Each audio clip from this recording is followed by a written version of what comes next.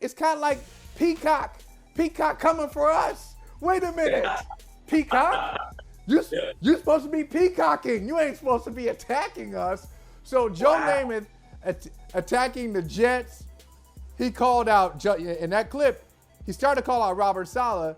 He also called out Joe Douglas, the general manager. He don't want to see Zach Wilson anymore. But Robert Saleh is steadfast. He says, unquestionably, Zach Wilson is our quarterback. I want to ask you, Mike, is he right? Is he right to take the position that he's taking? Saleh. Is Saleh right? Is Joe Namath right? Where do you stand? I'm going to start off on Saleh because you asked me about Saleh first. And yeah, he said that Zach Wilson is much improved. He only had up to go from last year and from the year before that. We've seen what he is, 8-16 as a starting quarterback, completing 55% of his passes in the NFL quarterback in his league right now. And he said he's our unquestioned quarterback. But Michael Holley, here's the thing, and I know they just brought somebody in, they just signed somebody, Trevor Siemian, to the practice squad. But if you're the New York Jets and you had Aaron Rodgers as your quarterback and you kept this guy around because maybe Robert Saleh was the one who drafted him and maybe felt a little allegiance to him or whatnot. But if you're the New York Jets, you're almost like Richard Gere talking to Lou Gossett Jr. and an officer and a gentleman. You remember that movie way back in the day? Oh, yeah. Oh, yeah. Great movie. I mean, because if you're the New York Jets and you got Zach Wilson on your team and backing him up is a guy named Tim Boyle, who I don't even know. What are you going to do right now? So you would have to say that because he is your quarterback for right now. Matt Ryan said, I ain't coming out of this plush studio right now to see you have to go through that mess over there. I'm not doing that. And then the other option would be somebody like Carson Wentz, who's been bounced around. Is he a better option right now? So no, they want to win football games. So if you're Robert Saleh, he's saying what he has to say. And once again, I think maybe it's just a little bit of an allegiance because he and Douglas are the ones who drafted him. We'll get to Joe Namath in a second. But what's your take? Well, here's my thought on it. All right, first of all, you mentioned Carson Wentz, and I'm not a Carson Wentz fan, but if you go back and look, I know numbers can be deceiving. Mm-hmm. And numbers can be deceiving, although Zach Wilson's numbers are not deceiving. Zach Wilson's numbers tell you exactly what you're seeing on the field. But Carson Wentz, I just want you to go back and look. Carson Wentz got kicked out of Indianapolis by putting up these numbers: 27 touchdown passes, 7 interceptions. And they said, oh, that was 27-7.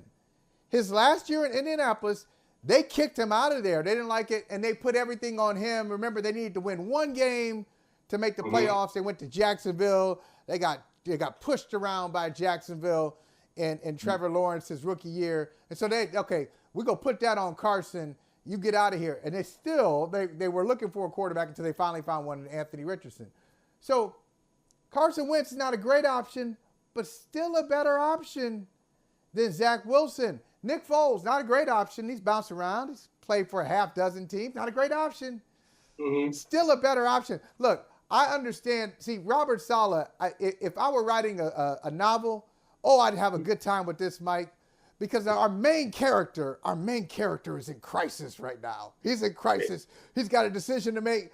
And as an author, I don't know what I'm going to have him do. I have no idea what I'm going to have him do. On one hand, if he sticks with Zach, he risks losing his team because they're mad. Like Garrett Wilson is mad. He's just like, he's making himself he's doing that to himself because he knows he wants to say something foul. He wants to be ratchet, but he can't right now. But wait till next week. Then on the other hand, look, I want to be, if I stick with Zach Wilson, if I stick with Zach, maybe the team goes away a little bit. They start to fracture. But I'm trying to send a message that a quarterback in his third year, we're so spoiled. If I'm Robert Saleh, this is my Robert Saleh rational mind. We're so spoiled. We want it all so fast. Sometimes it takes time. Sometimes you got to have a setback before you go forward. Michael Holley, hold on a second. You said the Jets. What's spoiled? What's spoiled? The New York Jets ain't made the playoffs in 12 years. What They been spoiled. I call the JETS, the MESS, the mess. That's what it's been. I mean, you got fans losing their teeth. You got other fans losing their mind. And Robert Saleh is about to lose his job if he keeps on holding on to Zach Wilson. But once again, he has nowhere else to go. So, like, you're right.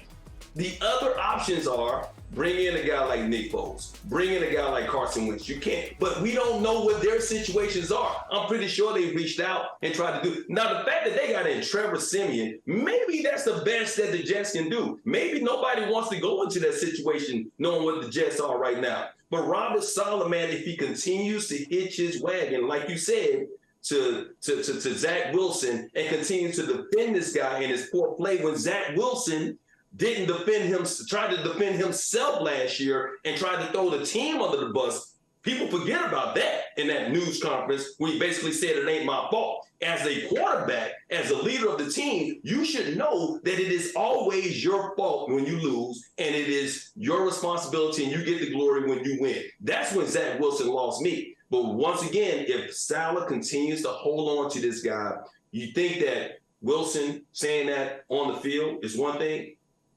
Michael Holley, what is he saying behind closed doors? What are they saying behind closed doors? And that's the offense. The offense is frustrated.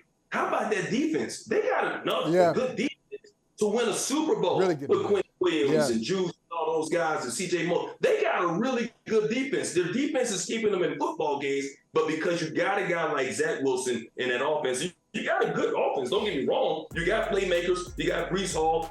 You got Dalvin Cook. You got guys who can make things happen on the football field, but you don't have that guy who can pull the trigger. So if you want to go to Joe Namath is right. And for you to say, Joe Namath can say that. You know why he can say that? Because he's a legend.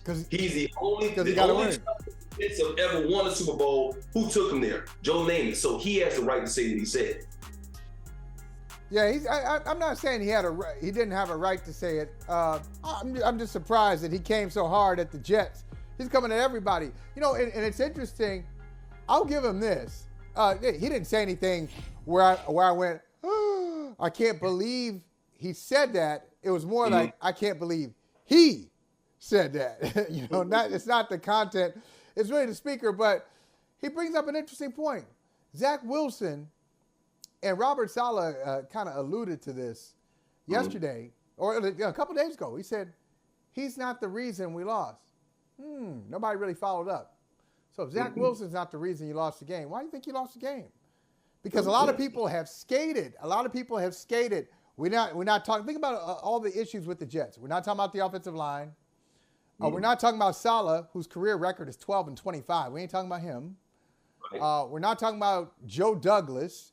Like, one of the reasons the offensive line has struggled is because they drafted a guy in the first round, a mountain of a man, Mekhi Becton, but, you know, like they moved him to right tackle. They're not happy with him. He's supposed to be a left tackle. They moved him to right tackle. Because of injuries, they moved him back to left tackle. Not great. He really got overwhelmed in that key safety. I know Zach Wilson was holding the ball too long, but Becton did a bad job. He let Matthew Judon just come right up inside him. And it got to the quarterback pretty easily. So Zach Wilson is a very convenient. He's bad, but he's a very convenient scapegoat too. He covers everybody. Even Namath said like he's taking sacks and nobody's around, right? So you got to have a protection. And believe this is the same offensive line that was going to protect Aaron Rodgers, right? And Aaron Rodgers, they had high hopes for Aaron Rodgers behind that offensive line. Like, look. Aaron Rodgers is a different breed. Aaron Rodgers is the kind of guy who's so great that he makes other players around him great. He also knows how to get rid of the football. That's why he doesn't take a lot of sacks. That's why he doesn't throw a lot of interceptions, because he's smart with the football. He knows where to go with the football. I get that. But the reason why, the only thing I'll take away from Joe Namath and what he said about the whole situation, yes, Zach Wilson is not your answer at quarterback, because he's basically, in a sense, when it comes to NFL quarterbacks, a waste of skin. That's just that. In the NFL, not as a human being, not as a person, but as an NFL quarterback, he's not good. But when it comes to what Douglas has been able to do as a general manager, look at the draft picks they brought in, bro. They are responsible for getting Aaron Rodgers to come there. even if they had to bring Hackett in as the offensive coordinator. They drafted Breece Hall. They drafted Wilson. They got guys like Quentin Williams, who's on the team. I know he was there before, but they got guys like that. They re-signed him to huge contracts, whatever. So they have been able to put together a great football team. The only thing that is missing right now is a solid quarterback, and that's now, the thing is, I thought, looking at Hard Knocks, I thought that Zach Wilson was going to benefit from having Aaron Rodgers. Sometimes me too. Me too. Speed is too fast for you.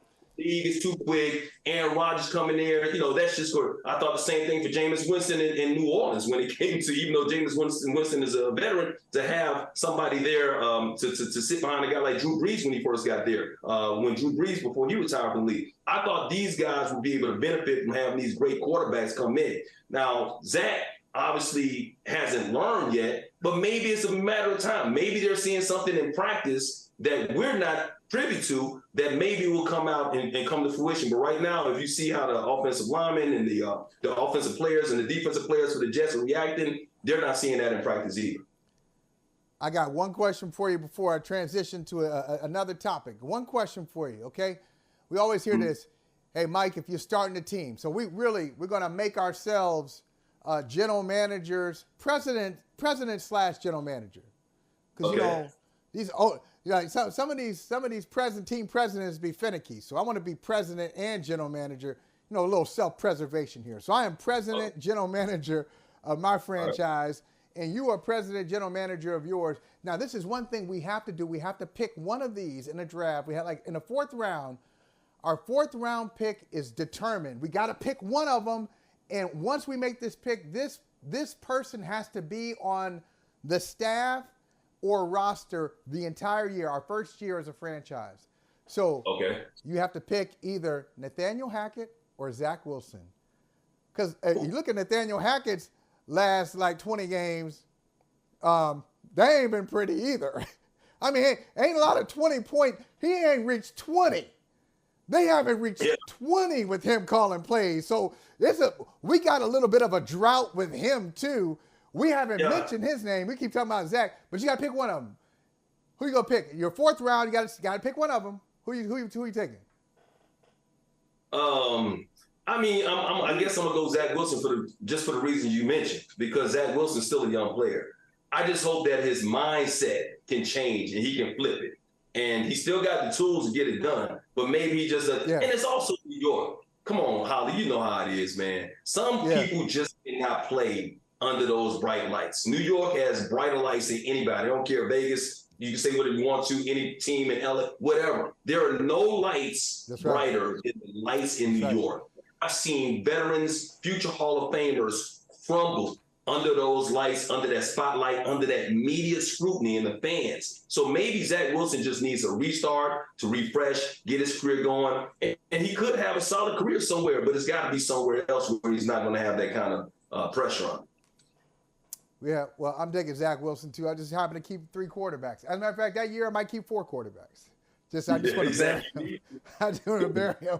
We ain't going to get to him. You ain't going to play, Zach, but you got to be on the roster because that's just the terms. Before you move on, though, here's something that people aren't talking about, that 2021 draft right now. You look at Zach Wilson, who was selected 2nd overall. You talking about Trey Lance in that pick, Justin Fields. Yeah. All 3 of those quarterbacks right now. And then you look at the other 2 first-rounders in that, Trevor Lawrence and Mac Jones, who are having good seasons and good careers so far, even though Mac Jones kind of backed off a little bit.